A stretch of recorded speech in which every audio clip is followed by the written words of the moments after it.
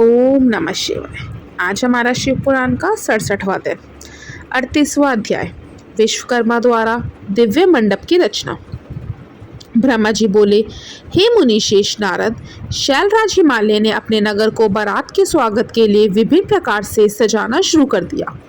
हर जगह की सफाई का विशेष ध्यान रखा गया, सड़कों को साफ कराया गया और उन पर छिड़काव कराया गया। तत्पश्चात उन्हें बहुमूल्य साधनों से सुसज्जित एवं शोभित किया गया। प्रत्येक घर के दरवाजे पर केले का मांगलिक पेड़ लगाया गया। आम के पत्तों को रेशम के धागे से बांधकर सुंदर बंदरवारें बनाई गई। विभिन्न प्रकार के सुगंधित फूलों से हर स्थान को सजाया गया। सुंदर तोरणों से घर को शोभायमान किया गया। चारों ओर का वातावरण अत्यंत सुगंधित था। वहाँ का दृश्य दिव्य और अलौकिक था। विश्वकर्मा को गिरिराज हिमालय ने आदर पूर्वक बुलाया और उन्हें एक दिव्य मंडप की रचना करने को कहा। वह मंडप 10,000 योजन लंबा और चौड़ा था। वह दिव्य मंडप 40,000 कोस के विस्तृत क्षेत्र में फैला हुआ था। विश्वकर्मा, जो कि देवताओं के शिल्पी कहे जाते हैं, ने इस उत्तम मंडप की रचना करके अपनी कुशलता एवं निपुणता का परिचय दिया। यह मंडप अद्भुत जान पड़ता था। उस मंडप में अनेकों प्रकार के स्थावर, जंगम पुष्प तथा स्त्री पुरुषों की मूर्तियां बनाई गई थी, जो कि इतनी सुंदर थी कि यह निश्चय कर पाना कठिन था कि कौन ज्यादा सुंदर एवं मनोरम है। वहां जल में थल तथा थल में जल दिखाई दे रहा था। कोई भी मनुष्य इस कलाकृति को देखकर यह नहीं जान पा रहा था कि यह जल है या थल।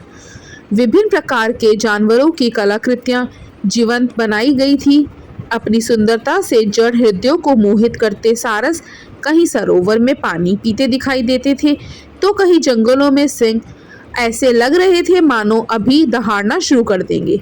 नृत्य करने की मुद्रा में बनाई गई स्त्री पुरुषों की मूर्तियों को देखकर ऐसा लगता था मानो वाकई नर नारी नृत्य कर रहे हों। द्वार पर खड़े द्वारपाल हाथों में धनुष बाण लेकर ऐसे खड़े थे जैसे सचमुच अभी बाणों की वर्षा शुरू कर देंगे। इस प्रकार सभी कृत्रिम वस्तुएं बहुत ही सुंदर एवं मनोहर थी, जो कि बिल्कुल जीवंत लगती थी। द्वार के मध्य में देवी महालक्ष्मी की सुंदर मूर्ति की स्थापना की गई थी, जिन्हें देखकर ऐसा प्रतीत होता था मानो क्षीर सागर से निकलकर साक्षात लक्ष्मी देवी वहां आ गई हो। वे सभी शुभ लक्षणों से युक्त दिखाई दे रही थी। मंडप में विभिन्न स्थानों पर हाथियों की कलाकृतियां भी बनाई गई थी। कई स्थानों पर घोड़े घुड़सवारों सहित खड़े थे, तो कहीं सुंदर अद्भुत दिव्य रथ जिन पर सफेद अश्व जुते हुए थे। मंडप के मुख्य द्वार पर नंदीश्वर, जो कि शिवजी की सवारी है, की मूर्ति बनाई गई थी, जो कि स्फटिक मणि के समान चमक रही थी। उसके ऊपर दिव्य पुष्पक विमान की रचना की गई थी, जिसे पल्लवों और सफेद चामरों से सजाया गया था। विश्वकर्मा द्वारा समस्त देवताओं की भी प्रतिमूर्ति की रचना की गई थी, जो कि हूबहू वास्तविक देवताओं से मिलती थी। क्षीरसागर में निवास करने वाले श्री हरि विष्णु एवं उनके वाहन गरुड़ की रचना भी उस मंडप में की गई थी, जिसका स्वरूप साक्षात विष्णु जी जैसा ही था। इसी प्रकार विश्वकर्मा द्वारा जगत के सृष्टिकर्ता ब्रह्मा जी की भी प्रतिमा उनके पुत्रों और वेदों सहित बनाई गई थी। साथ ही वह प्रतिमा वैदिक सूक्तों का पाठ करती हुई दिखाई देती थी। स्वर्ग के राजा देवेंद्र अर्थात इंद्र एवं उनके वाहन ऐरावत हाथी की मूर्ति भी जीवंत थी। इस प्रकार विश्वकर्मा द्वारा बनाई गई सभी कलाकृतियां कला का अद्भुत नमूना थी, जो कि दिव्य एवं मनोरम थी, जिन्हें देखकर यह जान पाना अत्यंत मुश्किल ही नहीं नामुमकिन था कि वे असली है या फिर नकली। देवताओं के शिल्पी विश्वकर्मा द्वारा रचित यह दिव्य मंडप आश्चर्यों से युक्त एवं सभी को मोहित कर लेने वाला था। तत्पश्चात शैलराज हिमालय की आज्ञा के अनुसार विश्वकर्मा ने देवताओं के रहने के लिए कृत्रिम लोकों का निर्माण किया, जो कि अद्भुत थे। साथ ही उनके बैठने के लिए दिव्य सिंहासनों की भी रचना की गई। ब्रह्मा जी के रहने के लिए विश्वकर्मा ने सत्यलोक की रचना की, जो दीप्ति से प्रकाशित हो रहा था। तत्पश्चात श्री हरि विष्णु के लिए बैकुंठ का निर्माण किया गया। देवराज इंद्र के लिए समस्त ऐश्वर्यों से संपन्न दिव्य स्वर्गलोक की रचना की गई। अन्य देवताओं के लिए भी उन्होंने सुंदर एवं अद्भुत भवनों की रचना की। देवताओं की शिल्पी विश्वकर्मा ने पलक झपकते ही इस अद्भुत कार्य को मूर्तः रूप दे दिया। सभी देवताओं के रहने हेतु उनके दिव्य लोकों जैसे कृत्रिम लोकों का निर्माण करने के पश्चात विश्वकर्मा ने भक्त वत्सल भगवान शिव के ठहरने हेतु एक सुंदर, मनोरम एवं अद्भुत घर का निर्माण किया। यह भवन भगवान शिव के कैलाश स्थित धाम के अनुरूप ही था। वहां शिव चिन्ह शोभा पाता था। यह भवन परम उज्ज्वल, दिव्य, प्रभापुंज से सुशोभित, उत्तम और अद्भुत था। इस भवन की सभी ने बहुत प्रशंसा की, यहाँ तक कि स्वयं भगवान शिव भी उसे देखकर आश्चर्यचकित हो गए और विश्वकर्मा की इन रचनाओं को उन्हें बहुत सराहा। विश्वकर्मा की यह रचना अद्भुत थी। इस प्रकार जब सुंदर एवं दिव्य मनोरम मंडप की रचना हो गई और सभी देवताओं के ठहरने के लिए यथा योग्य लोकों का भी निर्माण कर दिया गया, तो शैलराज हिमालय ने विश्वकर्मा को बहुत बहुत धन्यवाद दिया। तत्पश्चात हिमालय प्रसन्नतापूर्वक भगवान शिव के शुभागमन की प्रतीक्षा करने लगे। हे नारद, इस प्रकार मैंने वहाँ का सारा वृत्तांत तुम्हें सुना दिया है। अब आप और क्या सुनना चाहते हैं? ओम नमः शिवाय। 39वां अध्याय। शिवजी का देवताओं को निमंत्रण।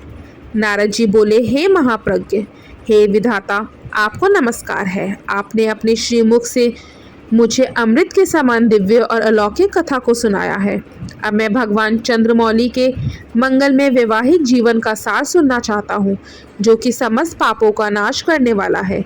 भगवान, कृपा कर मुझे यह बताइए कि जब शैलराज हिमालय द्वारा भेजी गई लगन पत्रिका महादेव जी को प्राप्त हो गई, तो महादेव जी ने क्या किया? प्रभु, इस अमृत कथा को सुनाने की कृपा कीजिए। ब्रह्मा जी बोले, हे मुनिश्रेष्ठ नारद, लगन पत्रिका को पाकर भगवान शिव ने मन में बहुत हर्ष का अनुभव किया। लगन पत्रिका लेकर आए शैलराज के बधु बांधवों का उन्होंने यथा योग्य आदर सत्कार किया। तत्पश्चात उन्होंने उस लगन पत्रिका को पढ़कर स्वीकार किया तथा पत्रिका लेकर आए हुए लोगों को आदर सम्मान से विदा किया। तब शिवजी प्रसन्नतापूर्वक सप्तऋषियों से बोले कि हे मुनियों, आपने मेरे लिए इस शुभ कार्य का संपादन किया है और मैंने इस विवाह हेतु अपनी स्वीकृति प्रदान कर दी है। अतः आप सभी मेरे विवाह में सादर आमंत्रित हैं। भगवान शिव के शुभ वचन सुनकर ऋषिगण बहुत प्रसन्न हुए और उनको आदरपूर्वक प्रणाम करके अपने धाम को चले गए। जब ऋषिगण कैलाश पर्वत से चले गए, तब भक्तवत्सल भगवान शिव ने तुम्हारा स्मरण किया। तुम अपने सौभाग्य की प्रशंसा करते हुए तुरंत उनसे मिलने उनके धाम पहुंच गए। शिवजी के श्री चरणों में तुमने मस्तक झुकाकर प्रणाम किया और वहां हाथ जोड़कर खड़े हो गए। भगवान शिव बोले, हे नारद, तुम्हारे दिए गए उपदेश से प्रभावित होकर ही देवी पार्वती ने घोर तपस्या की और उससे प्रसन्न होकर मैंने उन्हें अपनी पत्नी बनाने का वरदान दे दिया है। पार्वती की भक्ति ने मुझे वश में कर लिया है। अब मैं उनके साथ विवाह करूंगा। सप्तऋषियों ने शैलराज हिमालय को संतुष्ट कर इस विवाह की स्वीकृति प्राप्त कर ली है और हिमालय की ओर से लगन पत्रिका भी आ चुकी है। आज से 7वें दिन मेरे विवाह का दिन सुनिश्चित हुआ है। इस अवसर पर महान उत्सव होगा। अतः तुम श्री हरि, ब्रह्मा, सब देवताओं, मुनियों और सिद्धों को मेरी ओर से निमंत्रण भेजो और उनसे कहो कि वे लोग उत्साह और प्रसन्नता पूर्वक सज धज कर अपने अपने परिवार के साथ सादर मेरे विवाह में पधारे। नारद, भगवान शिव की आज्ञा पाकर आपने हर जगह जाकर आदरपूर्वक सबको इस विवाह में पधारने का निमंत्रण दे दिया। तत्पश्चात भगवान शिव के पास आकर उन्हें सारी जानकारी दे दी। तब भगवान शिव भी आदरपूर्वक सब देवताओं के पधारने की प्रतीक्षा करने लगे। भगवान शिव के सभी गण संपूर्ण दिशाओं में नाचने लगे। सभी और उत्सव होने लगा। निमंत्रण पाकर अति प्रसन्नता से सज धज कर भगवान श्री हरि, विष्णु भी श्री लक्ष्मी और अपने दल बल को साथ लेकर कैलाश पर्वत पर जा पहुंचे। वहां पधार कर उन्होंने भक्ति भाव से भगवान शिव को प्रणाम किया और प्रभु की आज्ञा लेकर अपना स्थान ग्रहण किया। तत्पश्चात मैं भी स्पुतनिक अपने पुत्रों सहित भगवान शिव के विवाह में सम्मिलित होने के लिए पहुंचा। भगवान शिव को प्रणाम करके मैंने भी वहां आसन ग्रहण कर लिया।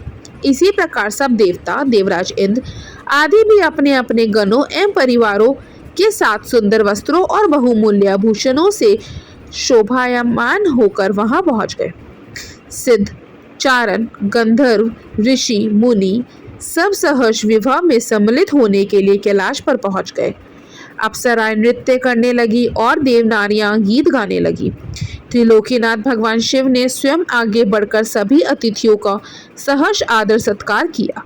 उस समय कैलाश पर्वत पर बहुत अनोखा और महान उत्सव होने लगा।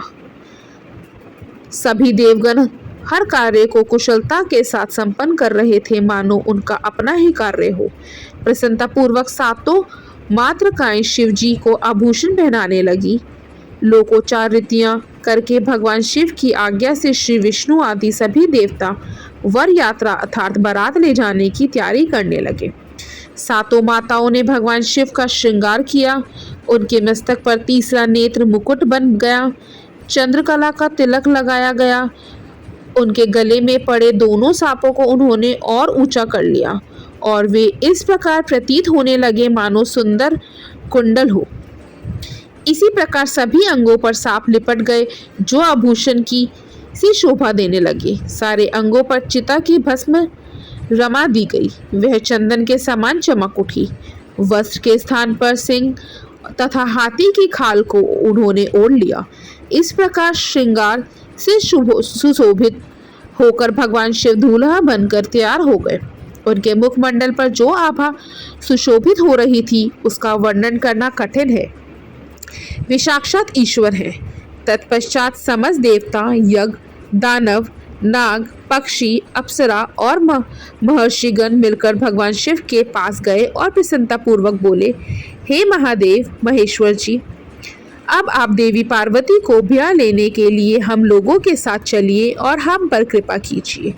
तत्पश्चात शिव सागर के स्वामी श्री हरि विष्णु भगवान शिव को आदरपूर्वक नमस्कार कर बोले, हे देवाधिदेव महादेव भक्त वत्सल, आप सदैव ही अपने भक्तों के कार्यों को सिद्ध करते हैं।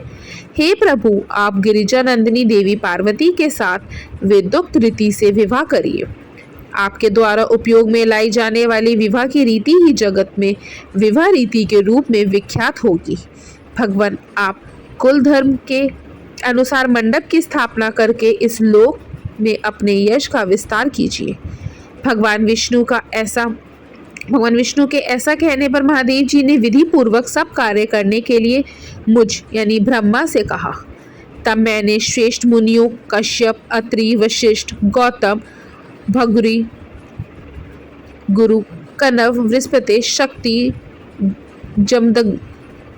जमदग्नि, पराशर, मार्कंडेय, अगस्त्य, च्यवन, गर्ग, शिलापाक, अरुणपाल, अकृतशम, शिलाद, दधीचि, उपमन्यु, भरद्वाज, अकृतवर्ण, पिप्लाद, कुशिक, कौत्स तथा शिष्यों सहित व्यास आदि उपस्थित ऋषियों को बुलाकर भगवान शिव की प्रेरणा से विधि पूर्वक अभ्युदय क्रम कराए। सबने मिलकर भगवान शंकर की रक्षा विधान करके ऋग्वेद, यजुर्वेद द्वारा स्वचित वाचन किया। फिर सभी ऋषियों ने सहर्ष मंगल कार्य संपन्न कराए। तत्पश्चात ग्रहों एवं विघ्नों की शांति हेतु पूजन कराया। इन सब वैदिक और अलौकिक कर्मों को विधि पूर्वक संपन्न हुआ देखकर भगवान शिव बहुत प्रसन्न हुए। तब भगवान शिव हर्ष पूर्वक देवताओं और ब्राह्मणों को साथ लेकर अपने निवास स्थान कैलाश पर्वत से बाहर आए। उस समय शिव जी ने सब देवता और ब्राह्मणों को आदरपूर्वक हाथ जोड़कर नमस्कार किया। चारों ओर गाजे बाजे बजने लगे। सभी मंत्रमुग्ध होकर नृत्य करने लगे। वहां बहुत बड़ा उत्सव होने लगा। ओम नमः शिवाय।